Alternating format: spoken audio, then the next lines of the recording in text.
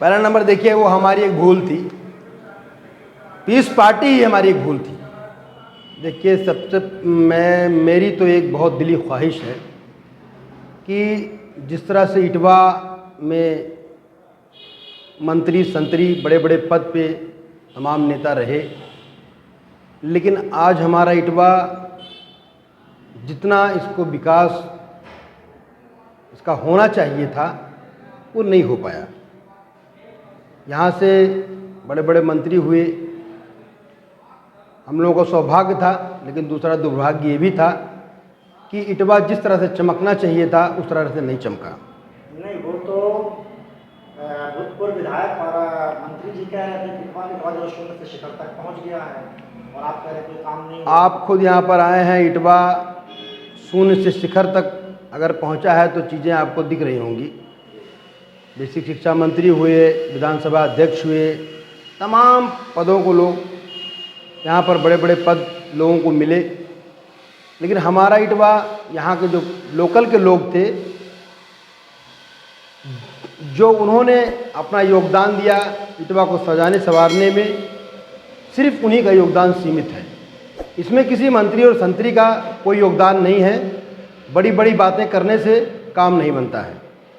मतलब आप मानते हैं कि इटवा में कोई काम नहीं हुआ सतीश द्विवेदी के दौर में? जी बिल्कुल, ना भाजपा के दौर में और ना समाजवादी के दौर में, किसी भी दौर में इटवा का कोई काम, ऐसा कोई बड़ा काम नहीं हुआ कि जिससे जो यहाँ की जनता है उसका लाभ उठा सके और यहाँ के लोग जिसको डिज़र्व करते थे वो उनको वो पूरा कर सके। तो फर्ज कीजिए कल को आपको जनता वोट दे और आप चेयरमैन पद पर जो है वो गामजन हो, तो आप बेसिक ज़रूरतों में से जो इंसान की बेसिक चीज़ें होती हैं उसमें आप सबसे पहले किन कामों पर ध्यान देंगे?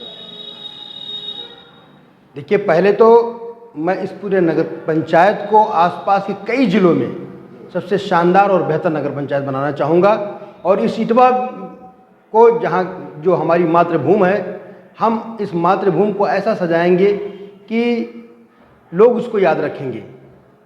पहली प्राथमिकताएं जो मेरी हैं, देखिए यहाँ पर जो सबसे हालत इस वक्त छोटे लेवल की बात करते हैं आप, जो सबसे हालत गंभीर विषय बना हुआ है, यहाँ पर जो जल निकास की व्यवस्था है, नगर पंचायत इटवा और आसपास जो गांव जोड़े गए हैं वहाँ पर जल निकास की एक बहुत भारी छोटी समस्या है, लेकिन इतनी बड़ी समस्या है कि पूरा जनजीवन, आम लोगों का जनजीवन अस्त व्यस्त है।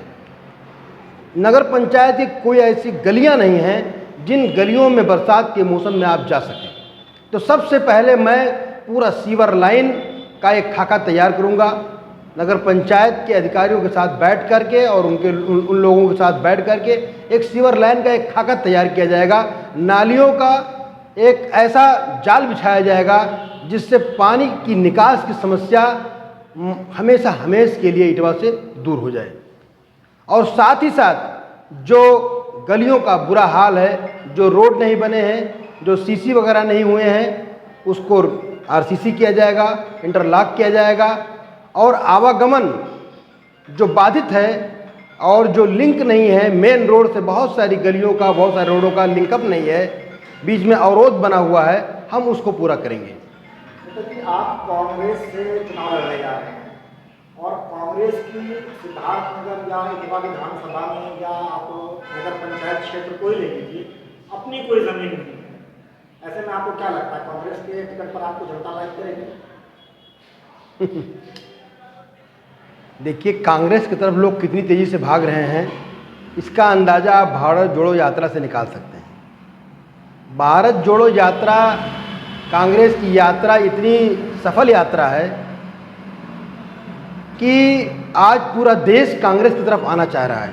वैसे भी कांग्रेस की तरफ लोग टकटकी लगाए देख रहे हैं और कांग्रेस को फिर से केंद्र में और राज्यों में देखना चाहते हैं। लेकिन जो पार्टी इस वक्त शासन कर रही है, भाजपा, उसने ऐसा कुचक्र फैलाया है, धर्म का धंधा, धर्म का जाल ऐसा बिछा के रखा है कि जो भोली भाली जनता है उसको निकलने में थोड़ा समय लग रहा है। लेकिन आप मेरा यकीन मानिए, आज न सिर्फ उत्तर प्रदेश की जनता बल्कि पूरे देश की जनता इस बात को रियलाइज़ कर चुकी है, एहसास कर चुकी है कि भाजपा और भाजपा के लोग सिर्फ और सिर्फ बेवकूफ़ बनाने के लिए आए हैं, देश को सिर्फ तोड़ने के लिए आए हैं। और इन्होंने कम से कम हमारे देश को 20-25 साल पीछे कर दिया है। सारी जनता इसको बखूबी समझ चुकी है। अब इनके धर्म के जो धंधे, जो धर्म की जो इन्होंने जाल बिछा के रखा है, इसमें आम जनता फंसने वाली नहीं है। और आने वाला, चाहे वो पंचायत चुनाव हो, ये जो नगरीय चुनाव है, और चाहे आने वाला लोकसभा हो, इन दोनों चुनाव में कांग्रेस अपना पताका लहराएगी, इसका मुझे पूरा यकीन है। आपने जिक्र किया भारत जोड़ो यात्रा, कांग्रेस किस भारत को जोड़ना चाहती है, जिस भारत को उसने खुद तोड़ा है? कांग्रेस, अब खास करके हमारे नेता राहुल गांधी, अगर हिंदुस्तान में कोई नेता आरएसएस के खिलाफ बोल रहा है तो सिर्फ एक वाहिद नेता है। सारी पार्टियों को मिला लीजिए, चाहे क्षेत्रीय पार्टी हो, चाहे नेशनल पार्टियां हो, सारी पार्टियों के सारे छोटे बड़े नेताओं को मिला लीजिए, अगर कोई डायरेक्ट बोलता है और कोई डायरेक्ट जो निशाना साधता है तो सिर्फ राहुल गांधी एक ऐसे नेता हैं जो आरएसएस पे सीधा निशाना साधते हैं। आरएसएस की अगर किसी ने पोल खोली है तो सिर्फ राहुल गांधी हैं। मैं मान रहा हूं कि मांझी में कुछ ऐसी गलतियां हुई हैं, वो जो कांग्रेस लीडर्स की बात कर रहे हैं, कुछ गलतियां हो सकती हैं, जाने अनजाने में बहुत सारे, क्योंकि आप खुद जानते हैं कि आरएसएस एक ऐसा संगठन है, एक नासूर संगठन है जिसने इस देश को चाल दिया। वो पूरे दीमक की तरह इस देश को खा गया। और आज़ादी के बाद से चूंकि कांग्रेस सत्ता में आ गई, सत्ता में आने के बाद आरएसएस के लोग बैकडोर से कहीं ना कहीं हर पार्टियों में जाकर घुस गए। तो इनके लोगों के घुसने की वजह से कई सारा नुकसान इन्होंने देश के लिए किया। लेकिन हमें अपने नेता राहुल गांधी पर पूरा भरोसा है, हमें अपनी नेता प्रियंका गांधी पर पूरा भरोसा है, हमें अपनी नेता पूरे सोनिया गांधी पर पूरा भरोसा है। जो आज की कांग्रेस, जो फिल्टर्ड कांग्रेस है, वो कांग्रेस आरएसएस को उसकी जो है चाल और मंसूबों में कामयाब नहीं होने देगी। इसलिए जिसने भारत को टुकड़े टुकड़े कर दिया, जो अंग्रेजों के साथ मिलकर जिसने भारत को बांटा, जिसने जो है आज 2014 के बाद से लगातार 8 वर्षों से देश के ऊपर जो भाजपा राज कर रही है, धर्म के नाम पर, क्षेत्र के नाम पे, हर एक विषय के नाम पर जो बांटने का काम कर रही है, उसको जोड़ने के लिए, उस देश को जोड़ने के लिए राहुल गांधी ने पदयात्रा शुरू की है। और यकीन मानिए, ये पदयात्रा लोगों को जिस तरह से समझ में आ रहा है कि वास्तव में भारत जोड़ने के लिए जो नेता निकला है, हमें उसके साथ आ जाना चाहिए। मांझी में कुछ कमियां हो सकती हैं, मैं उसको बहुत ज़्यादा डिटेल में आपसे बात नहीं कर सकता हूं, लेकिन कुछ कमियां होंगी या रह गई होंगी, तो हम उसकी भरपाई, अगर ऊपर वाले ने चाहा तो उसकी भरपाई होगी। और ये जो आरएसएस है, जिसने दीमक की तरह इस देश को चाटा है और चाटती जा रही है, इसके खिलाफ हम और हमारी पार्टी पूरी तरीके से खड़ी है। तो क्या मानते हैं कि राहुल गांधी ज्ञान माफी मसले पर जबान खोलेंगे अपनी? किस मसले पे? ज्ञान माफी मसले पर राहुल गांधी अपनी जबान खोलेंगे? राहुल गांधी, आप अगर देखें तो राहुल गांधी हर उस एक मसले पर, जिस मसले में नाइंसाफ़ी है, जिस मसले में बेईमानी है, जिस मसले में छल कपट है, जिस मसले में लोगों को गुमराह करने का मसला है, उन सारे मसलों पे बोलते हैं। नहीं, सबसे एक मसला मैं आपको बताऊंगा। वर्ष 1991 या 92 इसके खिलाफ जो है रिट दाखिल की जाती है ज्ञान माफी मस्जिद को लेकर के, और कोर्ट में मामला एक्सेप्ट भी हो जाता है, लेकिन एक लफ्ज भी कांग्रेस के किसी नेता ने नहीं बोला कि ये कानून का उल्लंघन हो रहा है, संविधान के खिलाफ हो रहा है। एक लफ्ज भी किसी नेता ने नहीं बोला, इवन वो सोनिया गांधी हो या आपके नेता राहुल गांधी, किसी ने एक लफ्ज नहीं बोला। नहीं, ऐसा बिल्कुल नहीं है। कांग्रेस के बहुत लीडरान ने इस पर जो है सीधा इसका कंडम किया है। थोड़ा सा मसला उसमें जो बीच में था, क्योंकि कोर्ट में मसला था, कोर्ट को आज भी हम एक बहुत रिलायबल और एक भरोसा हम उस पर रखते हैं और यकीन रखते हैं कि शायद कोर्ट से ऐसी जो है कोर्ट से न्याय मिलेगा। कुछ मसले जो कोर्ट में रहते हैं उसको लेकर थोड़ा सा बहुत ज़्यादा बहुत ज़्यादा बात करना बहुत मुनासिब नहीं होता है, लेकिन यह आपका कहना बिल्कुल दुरुस्त नहीं है। इस पर बहुत सारे नेताओं ने इसको कंडम किया है कि ये पूरा प्रोपेगेंडा है भाजपा का, और ये पूरा प्रोपेगेंडा उनको किसी विशेष समुदाय से मतलब नहीं है। या आप मत समझिए ज्ञान वापी लेके चले आए हैं तो उनको हिंदुओं से कोई लगाव है, उनको हिंदुओं से कोई लगाव नहीं है, हमारे हिंदू भाइयों से कोई लगाव नहीं है। वो सिर्फ बांटो और राज करो, इस तरह के प्रोपेगेंडे को लाकर, इस तरह की चीज़ों को लाकर कभी कुछ ले आते हैं, कभी ज्ञानवापी ले आएंगे, कभी ताजमहल ले आएंगे। ये सारा वो सिर्फ राज करने के लिए आते हैं और हमारे हिंदू भाइयों को सिर्फ गुमराह करने के लिए आते हैं। बाकी उनके अंदर वर्शिप के नाम की कोई चीज़ ही नहीं है। जो आदमी धार्मिक होगा, किसी धर्म को मानने वाला होगा, इस्लाम को मानने वाला होगा, हिंदू हिंदू धर्म को मानने वाला होगा, बुद्ध धर्म को मानने वाला होगा, ईसाई धर्म को मानने वाला होगा, वो इस सब प्रोपगंडों को नहीं करेगा। देखिए, वर्शिप किसी भी धर्म को लेकर हो, हर आदमी उसमें जो है अपनी श्रद्धा रखता है और किसी के वर्शिप में कोई दखलंदाजी नहीं करता। ये ढोंगी हैं, इनको ना मंदिर से मतलब है, इनको ना पूजा से मतलब है, इनको सिर्फ अपने वोटों से मतलब है, इनको सिर्फ अपनी कुर्सी से मतलब है, बस।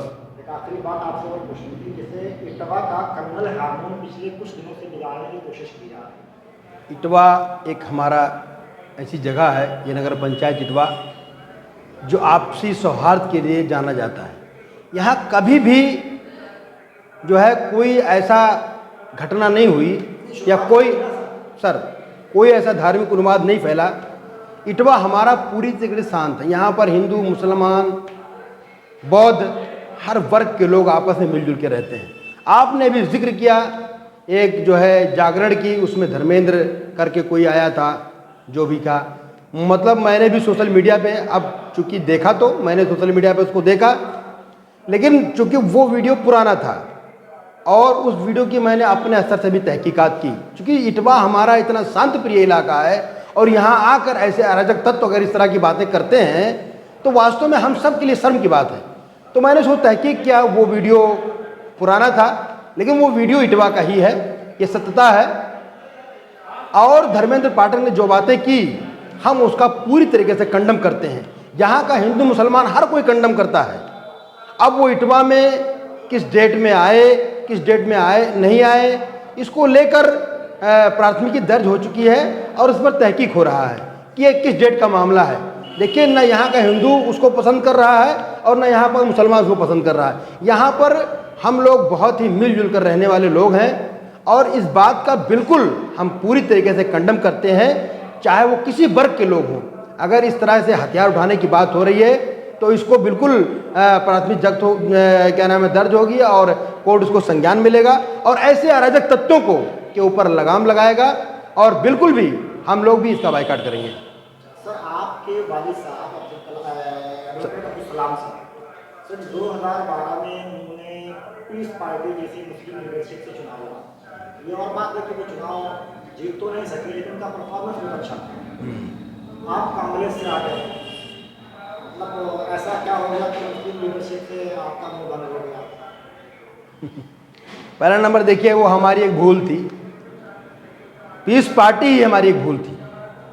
एक्चुअल में मुस्लिम प्लेटफार्म कहकर हम मुस्लिम प्लेटफार्म की वजह से नहीं गए। हमारे फादर बेशक 2012 में लड़े, इसमें कोई गुरेज नहीं है और ना हम इसको डिनाई करते हैं। हम तो पहले से शुरू से ही कांग्रेसी थे। हमारे फादर बिल्कुल लड़े चुनाव और जाहिर सी बात, एक बेटा होने के नाते उनका साथ तो दूंगा ही दूंगा। चुनाव लड़े, अच्छा परफॉर्मेंस भी किए, लेकिन शायद हम लोग एक मतलब गलत जगह जाकर फंस गए। किसी के बहकावे में थोड़ा सा उसको हम लोग नहीं समझ पाए। पीस पार्टी जैसी जो है पार्टी जो है, जो पीस पार्टी है, वास्तव में वो कोई ऐसी पार्टी नहीं है, ना कोई मुसलमानों का फोरम है। वो आप सीधा कह सकते हैं कि वो मुसलमानों के लिए वास्तव में बहुत घातक पार्टी है।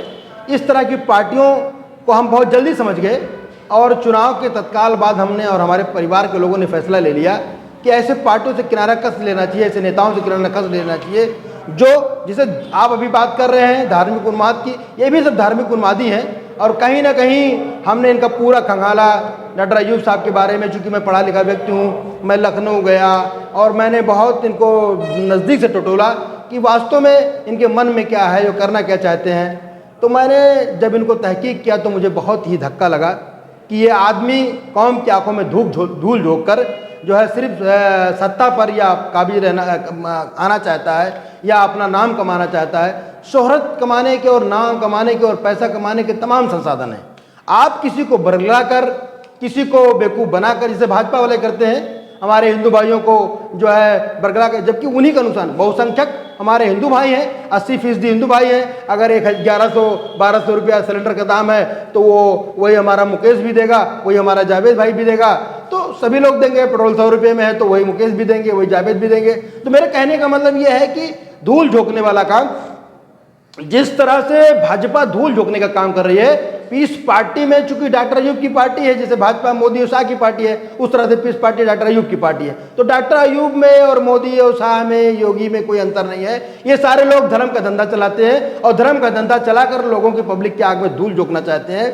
हमारी वो एक भूल थी, मानवीय भूल हो सकती है, जाने अनजाने में गलतियां हो सकती हैं। हमारे फादर कई वर्षों से, 35 वर्षों से राजनीति में थे और लगातार टिकट की मांग कर रहे थे। कभी जो है वो लगातार कांग्रेस में बने रहे। कुछ दिनों तक बीच में ये हुआ कि टिकट नहीं मिल पाएगा, बहुत निराश हो गए, हताश हो गए। तो 35 साल 40 साल तक आदमी राजनीति करता है, कभी कोई उसको पद नहीं मिलता है, तो कभी हो सकता है गलत फैसले उन्होंने ले लिया। उस फैसले से हम लोगों ने सीख लिया है और अंततोगत्ता जब तक हमारी जिंदगी रहेगी हम कांग्रेस में रहेंगे, कांग्रेस के लिए अपना सर्वस्व करते रहेंगे।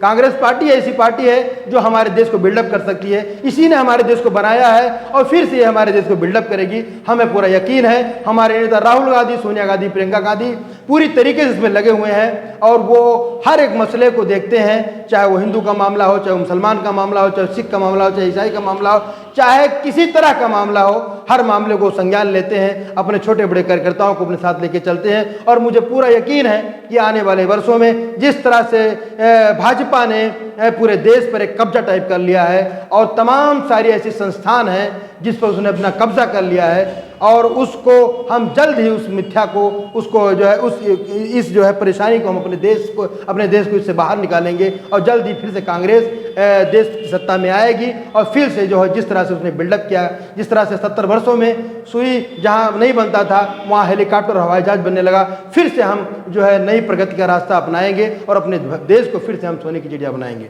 लास्ट में आपसे 2 सवाल।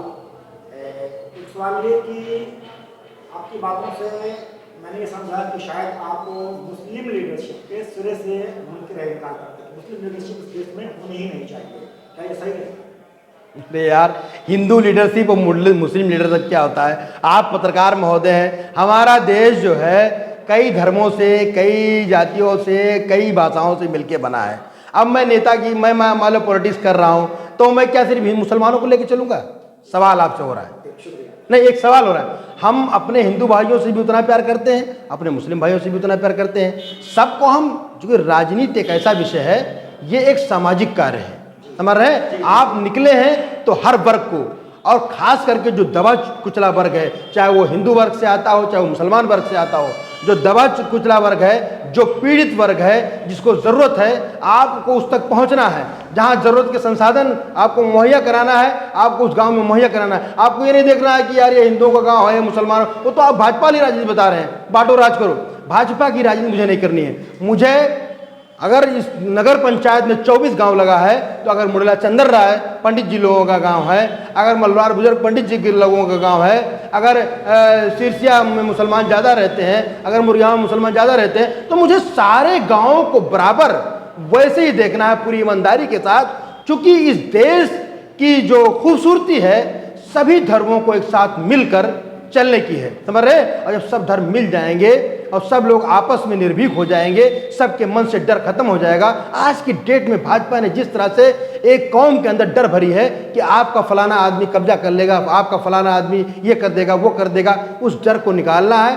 प्यार की गंगा फिर से बहानी है। हिंदू मुसलमान आपस में फिर से मोहब्बत के साथ रहे, आपस में अपना व्यापार करे, और उसकी जो आने वाली जनरेशन है, जो उसके बच्चे हैं, वो कम से कम खुली फजा में सांस ले सके। जिससे आज देखिए सबसे ज़्यादा नुकसान हमारे हिंदू भाइयों का है। आप उनके व्हाट्सएप जो यूनिवर्सिटी उनकी चलती है, जो उनका जो है IT सेल चलता है, उनके खुराफात लगातार उनके मोबाइलों में जाता है। वो सिर्फ घृणा पैदा कर रहे हैं, वो सिर्फ मन में लोगों के ईर्ष्या पैदा कर रहे हैं। तो जो आदमी ईर्ष्यालु हो जाएगा, जो आदमी घृणालु हो जाएगा, वो क्या DM बन सकता है? क्या वो कलेक्टर बन सकता है? क्या वो IAS बन सकता है? क्या वो बड़ा नेता बन सकता है? नहीं, वो सिर्फ उसी कुएं का मेढक बन के रह सकता है, उसके आगे नहीं निकल सकता है। तो हमको इन चीज़ों से उभरना होगा। हमको हिंदू मुसलमान की बात बार बार नहीं करनी होगी, हमको विकास की बात करनी होगी, हमको तरक्की की बात करनी होगी। हम क्या बार बार हिंदू मुसलमान कर रहे हैं? आप बताइए, हिंदू मुसलमान करने से कोई फायदा मिलेगा? नहीं, आप सही कह रहे हैं। अभी मैंने सुना कि आप जो है कल बाढ़ पीड़ितों में जो है राशन वितरण या खाना वाना बांटने गए थे, तो आपने वहाँ की जो हालत देखी, क्या लगता है कि सरकार की तरफ से की जाने वाली जो है सुविधाएं हैं, दी जाने वाली सुविधाएं वहाँ तक पहुँच रही हैं जहाँ तक पहुँचना चाहिए? मैं कल बाढ़ पीड़ित इलाके में गया, वहाँ के लोगों से मिला, जो मुझसे बन सका मैंने किया, और मैं हमेशा करता रहता हूँ। लेकिन ये अफसोस की बात है, सरकार ने न कोई तैयारी कर रखी थी, ना उसने शासन से लेकर प्रशासन तक किसी ने कोई तैयारी कर नहीं रखी थी। और पूरा गांव, ये पहला मसला नहीं है, ये अमूमन हर साल, बहुत जगह तो 1 साल अल्टरनेट हो जाता है, हर साल वो बाढ़ से की विभीषिका झेलते हैं और बाढ़ से ग्रसित होते हैं। कोई प्री प्लानिंग तहसील स्तर से, ब्लॉक स्तर से, जिले स्तर से, किसी स्तर से कोई तैयारी नहीं थी। आपको मैं कल गया तो मेरे आंखों में आंसू आ गया कि चारों तरफ से यहाँ भर भर पानी। हम तो स्टीमर से बैठ के गए, फिर उतरे पानी में, गांव तक गए, लोगों से मिले, लोगों की समस्याओं को सुना। ये हालात हैं कि यहाँ गले भर भर का पानी है। किसी हिसाब से कुछ नौजवान, हमारे जैसे कुछ नौजवान पहुँच रहे हैं, कुछ राहत सामग्री दे रहे हैं, लोगों तक कुछ मिल रहा है। अगर किसी हमारी बहन को, किसी हमारी माँ को अगर टॉयलेट की आवश्यकता पड़ जाए तो बताए उस भरे हुए पानी में टॉयलेट कहाँ करेगी? सरकार को मतलब ये मोबाइल टॉयलेट की व्यवस्था नहीं करनी चाहिए? आज कहीं भी जहाँ बाढ़ इलाका है मोबाइल टॉयलेट की व्यवस्था नहीं है। आप बताइए, क्या उसी पानी में से आना है, उसी पानी में से जाना है, उसी में मलमूत्र त्यागना है? हाइजीनिक पूरी तरीके से एक संक्रमण को दावत है, एक महामारी को दावत है। सरकार, जो वर्तमान सरकार है, जो योगी सरकार है, जो झूठी सरकार है, वो इंसानों को कीड़े मकोड़े समझती है। मैं कल जिस गांव में गया, उस गांव में एक भी मुसलमान नहीं है, नॉट ए सिंगल मुस्लिम। वो चूंकि मेरे गांव से सटा हुआ गांव है, नारायणपुर, यादव और मौर्या का, यादव का गांव है, मौर्या लोग भी हैं। तो मैं ये देख के नहीं गया कि यहाँ मुसलमान है, यहाँ हिंदू है। मैं यहाँ देख के कि यहाँ पीड़ित लोग हैं, यहाँ जरूरतमंद लोग हैं। आज 6 दिनों से, 5 दिनों से वो पानी के चारों तरफ, यानी कई किलोमीटर के रेंज के पानी से घिरे हुए हैं, चारों तरफ सिर्फ पानी दिखता है। तो वहाँ पर ये जो सरकार है, जो निकम्मी सरकार जिसकी आप बात कर रहे हैं, कोई व्यवस्था नहीं है। बाढ़ आने से पहले इन्होंने कोई मीटिंग्स नहीं किया। हम लोग जनप्रतिनिधि हैं, कभी कोई मीटिंग करके बुलाया नहीं कि हम ये तैयारी कर रहे हैं, हम ये तैयारी कर रहे हैं, कोई तैयारी नहीं। बाढ़ आ गई, आनंद फानंद में मंत्री जी आ रहे हैं, आनंद फानंद में प्रशासन जा रहा है। अब मौके पे जाकर खाली फोटोग्राफी करते हैं। मुख्यमंत्री जी भी आए थे, कहाँ आए, कहाँ चले गए, मैं तो नहीं जान पाया। कहने का तात्पर्य यह है कि न बाढ़ के पहले इनकी व्यवस्था थी, और दूसरा स्टेप मैं आपको बताना चाहता हूं कि बाढ़ के बाद जो भयावह स्थिति बनने वाली है महामारी की, उसके लिए भी तहसील प्रशासन, जिला प्रशासन और ये सरकार, ये निकम्मी सरकार ने कोई व्यवस्था नहीं कर रखी है। ये सिर्फ जानती है कि ये मेरा वोटर है, ये सिर्फ ये जानती है कि मेरा वोटर से वोट ले लो धर्म के नाम पर, बाकी कीड़े मकोड़े की तरह इसको मरने दो। सर, ये इटवा के बारे में कहा जाता है कि माता प्रसाद पांडे जी का ये गढ़ है। ऐसे में आप कांग्रेस पार्टी से आ रहे हैं, क्या लगता है कि माता प्रसाद पांडे साहब को आप यहाँ मतलब मात दे पाएंगे? एक आखिरी सवाल है भाई, ये किसी का गढ़ नहीं है, न राजनीति और न कोई पद किसी की जागीर नहीं होती। जो जनता के बीच अच्छा काम करेगा, जो जनता की सेवा करेगा, जो ईमानदारी से लोगों के सुख दुख में शामिल होगा, जो विकास के कार्यों को करेगा, जो डेवलपमेंट्स के काम करेगा, जनता उसके साथ हो जाएगी। जनता को आप बहुत दिन तक मूर्ख नहीं बना सकते हैं, जनता को आप बहुत दिन तक बरगला नहीं सकते हैं। और ये किसी का गढ़ नहीं है, किसी का तिल्स्म नहीं है। भाजपा के विधायक भी इससे पहले थे, वो भी कहते थे मेरे बाद अब कोई नहीं। तो अब ये कहने का मतलब ये है कि ये ऐसा कोई मसला नहीं है, और कोई किसी का गढ़ नहीं, ना कोई समाजवादी का गढ़ है, ना कोई भाजपा का गढ़ है। जनता को ऐसे लोग चाहिए जो उसके क्षेत्र के बारे में गंभीरता से समझ रखते हों और क्षेत्र के विकास के बारे में समझ रखते हैं।